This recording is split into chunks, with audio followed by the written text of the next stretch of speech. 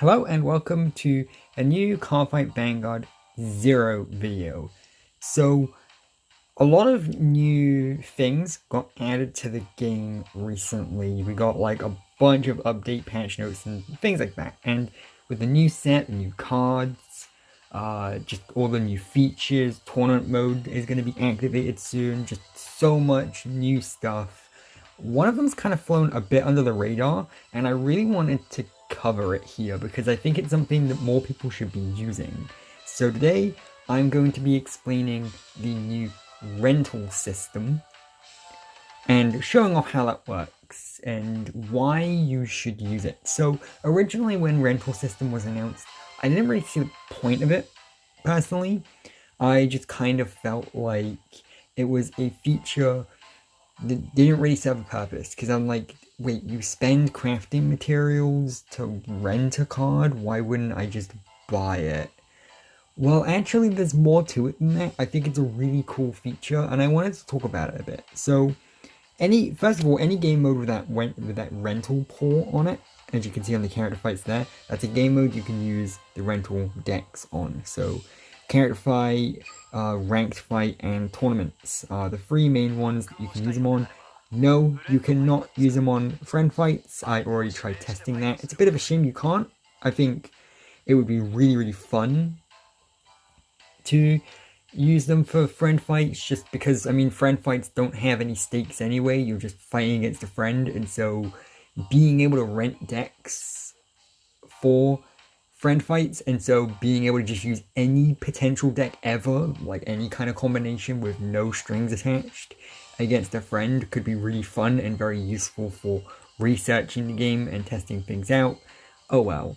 But okay, so let's go over to our decks and explain how the rental system works, how much it costs, and why you should use it. So first of all, here's my Angel Feather deck. This is the one I showed off in a previous video. I haven't actually used this one since then for a reason, because here is my rental deck. As you can see, any deck that's a rental deck has the paw mark on it, and I will show you how to build a rental deck. It's actually very easy.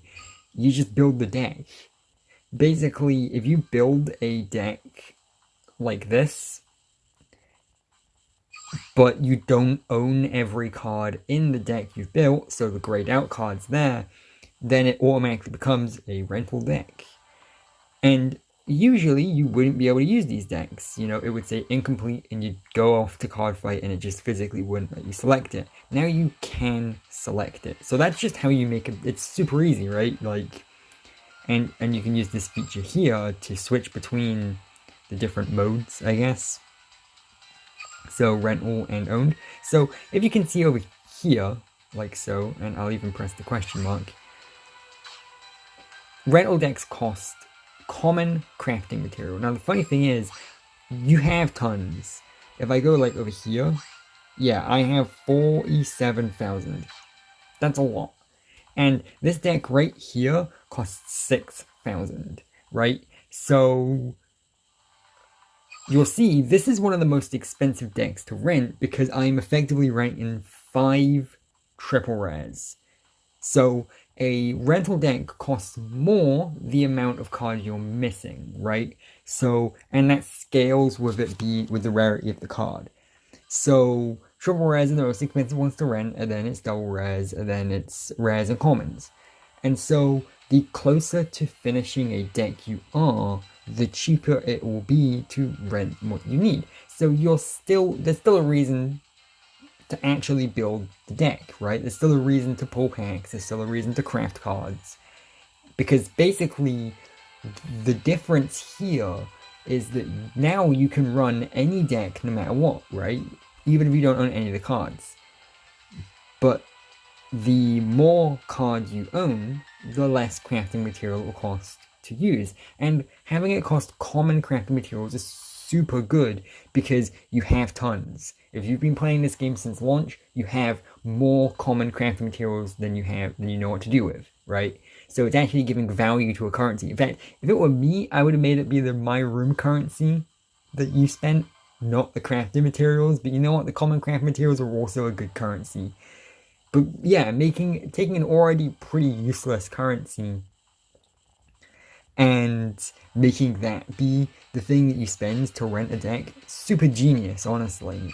Because, like, you know, you spend barely any common crafting material to actually craft a permanent triple rare, and so you are going to have tons left. You get more, like, I get common crafting material faster than I'm actually spending it, you know? So, that's really cool. And, yeah, it's really nice to actually, because basically, this is for testing decks. Or even just playing a deck that you've almost finished. See, normally with Angel Feathers in the Shamsiel deck, because that's what this currently is, this is a fairly rough Shamsiel deck, I might edit it some more later on as I test it and everything, but that's the cool thing. I have the ability to test it. And this actually saves you money, or I guess saves you materials and stuff in the long run, because you can throw in the cards you think you'll need, play with it a few times, realize, oh no, I actually don't need this card, and boom, you saved yourself from having to craft it permanently. All you've spent is a handful of crafting materials, like common crafting materials. So actually, this is super, super, super useful. So I love this feature. I genuinely think this might actually be the best feature added to the game this update, and it's the one people seem to be talking about the least. And so I find that funny. Like, I think I found more people talking about the fact that you can now view your full deck whilst you're doing a card fight. People have talked about that feature more than they have the rental feature. If you have a deck you want to run, but you don't have all the cards for it, doesn't matter. You can still totally run it. And so that's actually been the deck I've been practicing with ever since. And kind of working my way up and everything. I think this is such a useful feature. And it's cheap. So let's get into how it works. I'm not going to show a full card fight here because I think it would just pan out the video unnecessarily, you know. The only difference in the actual card fight once you get into it is that the rented cards you have will have like the little paw print on the artwork when you send them out on the field, and that's it. That's the only difference to the actual card fight itself functionally. I don't think I need to show you that. But basically, how it works when you get into a game is, once again, you have your deck list, and then you select the deck you need. And then, you know, you'll see, look, there are cards, I don't own it, this is a rental deck, and you press fight, and it will show you this. And this is the important part, this is the really important part, because it isn't a fixed cost, right? You only have to spend the crafting materials if you win. So, basically, you spend the crafting materials per card fight you win. That's the interesting part here, right? Not a one-time cost. I thought it was going to be a subscription-based thing, where basically you pay the creation stones to get the deck for like a couple weeks, and I thought you'd be getting basically an entire deck, but instead you're only getting the cards you don't own, right? And you're spending the crafting material per card fight you win. Not a subscription-based thing where it's like you pay every couple weeks or so to keep the deck. That's what I thought it would be. No, that's not it. It's per card fight you win. And that's the super interesting part, because, like I mentioned, these are amazing for testing a deck you're unsure of, right? Because if you don't have all the cards you need, chances are you are pretty unsure of it, right? This could be your first time using the clan. This could be like a clan you don't have much experience with. This could just be a fairly unfinished deck that you're trying to apply some final tweaks to, you know, that kind of thing. Just trying to figure out, hey, which triple rare is most worth having. And the cool part about this is, because it's for testing with, because this feature helps you test decks and everything, if the testing doesn't work out and you figure out that the card wasn't worth owning anyway, you don't need to pay the crafting material. So you basically get it for free if it sucks, which is amazing. That's like genius game design there, and that's great, you know, like that works out perfectly, right? Which means that you can test out a deck that sucks, and it doesn't matter. You don't need to pay anything if it sucks.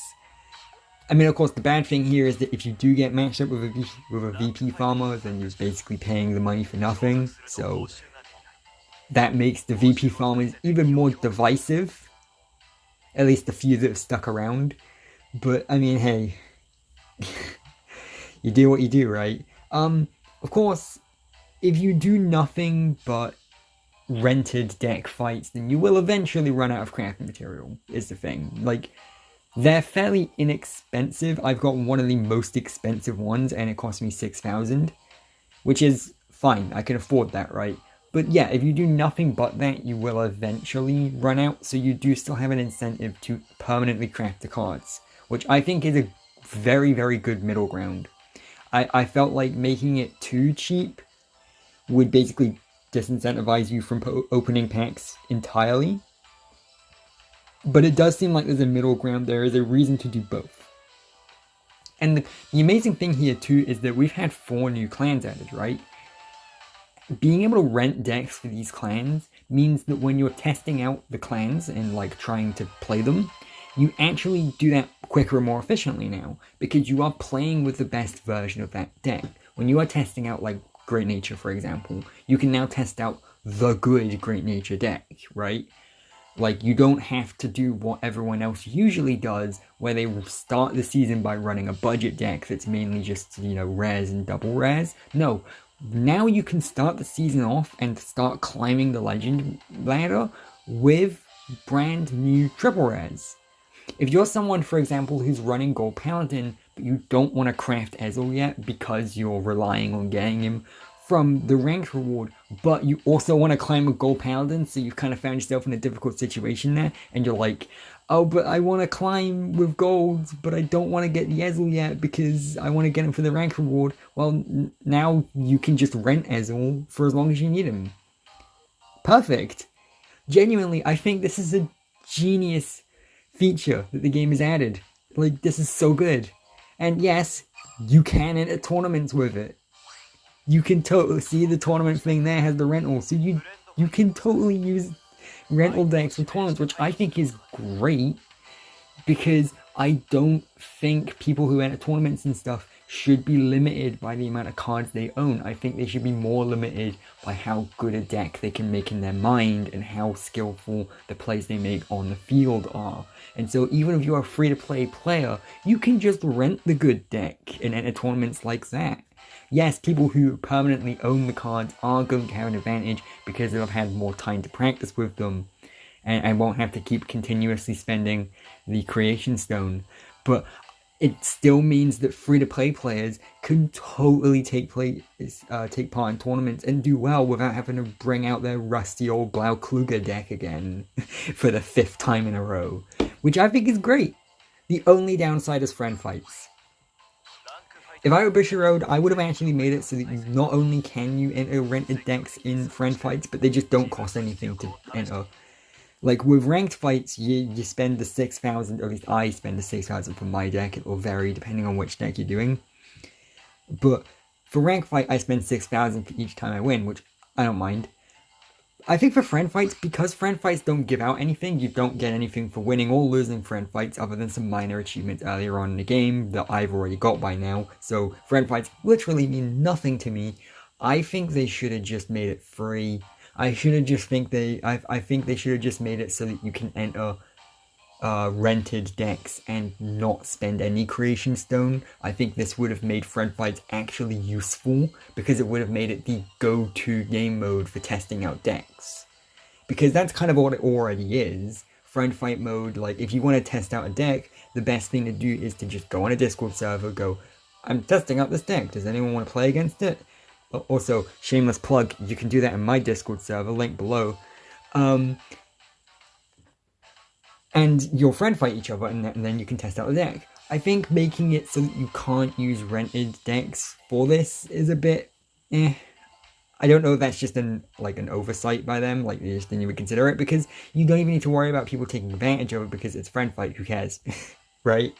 I think friend fight, we've all basically agreed that friend fight only exists to test out decks and stuff now. So I don't know why they did that, especially considering that you can use them for tournaments, so it's like, you know. But other than that one caveat, other than that one problem I have, you should rent a deck. Yes, I really mean it, you should rent a deck. Oh, but I've already completed my main deck. Well, too bad. I think you should rent a deck from the new set. If you're someone who's been relying on their Master or Blaster, and don't get me wrong, I get it, right? If you want to climb ranks, then sure, use your completed Manticore Blaster deck. But I think you should rent Ezel, or rent Vermilion, or rent anything from the new set and just give it a shot, because variety helps everyone, right? Like, oh, what's it going to cost you? Some creation stone? Who cares? You already have far too much of it anyway.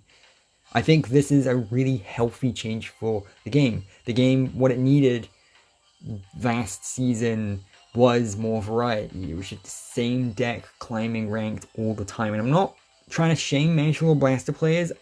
Don't worry, I get it. I can totally understand why you're using that deck.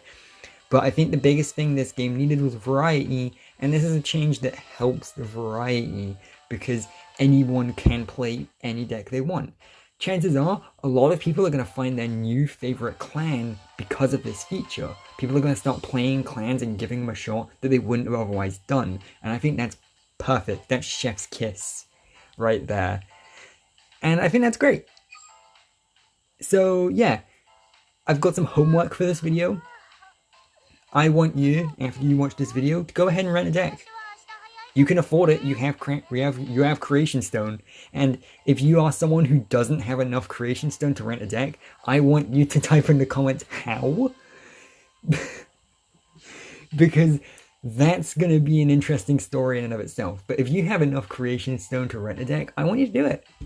Give it a few shots in ranked mode, climb the ranked ladder, earn some VP, and have some experience with a deck you would have never otherwise played. I genuinely want you to do that. Obviously, I'm not going to force you to, but I genuinely want you to do that and tell me about your experience doing so. Because I think this feature is great, and I think the only problem with it is that it's a bit too unnoticeable. I think a lot of people are just not going to even pay any attention to it, and I was one of those people originally too. I was like, rental decks, who cares? And I had some JP players telling me, like, no, rental decks are great. I keep saying ranked mode, sorry. No, rental decks are great. They're such a good addition to the game. And I was like, whatever, who cares? Because that says a bit more about me than it does the JP players, honestly, doesn't it? But I was like, whatever, I don't care, because I wasn't interested in renting cards. But now that I've actually seen how it's implemented and done so a few times myself, I think it's fantastic. Being able to, like, do you realize how many deck profiles people can make now? You can make deck profiles of decks you don't even own, because you can just rent the deck. Do you realize how good this is for the meta, for the content creators, which I'm obviously going to be biased towards because I am one myself, streamers who just want to vary up a bit? Everyone benefits from this. And I love it. So go and rent a deck. Genuinely, go and rent a deck. It's great. And if you enjoyed the process of renting a deck, maybe give this video a like and a subscribe. I'd appreciate that. And I'll see you later with some more Vanguard Zero. Seriously, go rent a deck. I think it's a really cool feature that deserves a lot of attention.